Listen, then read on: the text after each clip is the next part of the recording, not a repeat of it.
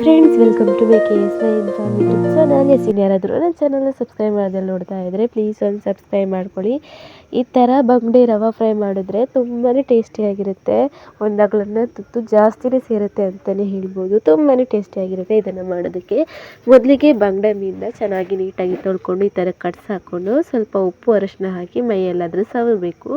ಅದಾದಮೇಲೆ ಇವಾಗ ಮಸಾಲೆಗೆ ಒಂದು 3 ಟೀ ಸ್ಪೂನ್ ಆಗುವಷ್ಟು ಹುಣಸೆ ಹಣ್ಣಿನ ರಸ, ಅದಕ್ಕೆ ಒಂದು ಅರ್ಧ ಟೀ ಸ್ಪೂನ್ ಆಗುವಷ್ಟು ಶುಂಠಿ ಬೆಳ್ಳುಳ್ಳಿ ಪೇಸ್ಟ್, ಹಾಗೆ 1 ಟೀ ಸ್ಪೂನ್ ಆಗುವಷ್ಟು ಅಚ್ಚ ಖಾರದ ಹುಡಿ, ಹಾಗೆಯೇ 1 ಟೀ ಸ್ಪೂನ್ ಆಗುವಷ್ಟು ಧನಿಯಾ ಹುಡಿನ ಸೇರಿಸ್ಬಿಟ್ಟು ನೀಟಾಗಿ ಎಲ್ಲನೂ ಮಿಕ್ಸ್ ಮಾಡ್ಕೊಬೇಕು. ಸ್ವಲ್ಪ ಕಸೂರಿ ಮೇಥಿನೂ ಪುಡಿ ಮಾಡಿ ಸೇರಿಸ್ಕೊಂಡ್ರೆ ಪರಿಮಳ ಚೆನ್ನಾಗಿರುತ್ತೆ.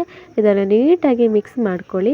ರುಚಿಗೆ ಸ್ವಲ್ಪ ಉಪ್ಪನ್ನ ಸೇರಿಸ್ಬಿಟ್ಟು ಮಿಕ್ಸ್ ಮಾಡಿಕೊಂಡು ಇದನ್ನು ನಾವು ಫಿಶ್ಗೆಲ್ಲ ಸವರಬೇಕು. ಮೇಲ್ಗಡೆ ಎಲ್ಲ ಜಾಸ್ತಿ ಉಪ್ಪು ಹಾಕಬಾರ್ದು, ಯಾಕಂದರೆ ಆವಾಗಲೇ ಉಪ್ಪು ಅರಿಶಿನ ಹಾಕಿ ಅದರ ಮೈಗೆಲ್ಲ ಹಚ್ಚಿದ್ವಲ್ಲ. ಹಾಗಾಗಿ ಇದನ್ನು ನೀಟಾಗಿ ಮ್ಯಾರಿನೇಟ್ ಮಾಡಿಬಿಟ್ಟು ಒಂದು ಅರ್ಧ ಗಂಟೆ ಎತ್ತಿಟ್ಕೊಂಡ್ಬಿಟ್ಟು ಅದಾದಮೇಲೆ ಇದಕ್ಕೆ ರವಕ್ಕೆ ಇವಾಗ ಸ್ವಲ್ಪ ಕಾರ್ನ್ಫ್ಲೋರ್, 1 ಟೀ ಸ್ಪೂನ್ ಆಗುವಷ್ಟು ಕಾರ್ನ್ಫ್ಲೋರು, ಸ್ವಲ್ಪ ಉಪ್ಪು ಉಪ್ಪು ಹಾಕಿ ಮಿಕ್ಸ್ ಮಾಡ್ಕೊಳ್ಳಿ.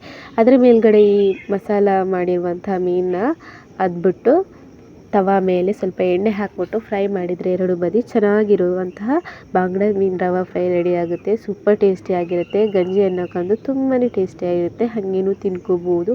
ಎಲ್ರಿಗೂ ಇಷ್ಟ ಆಗುತ್ತೆ ಅಂತಲೂ ಹೇಳ್ಬೋದು.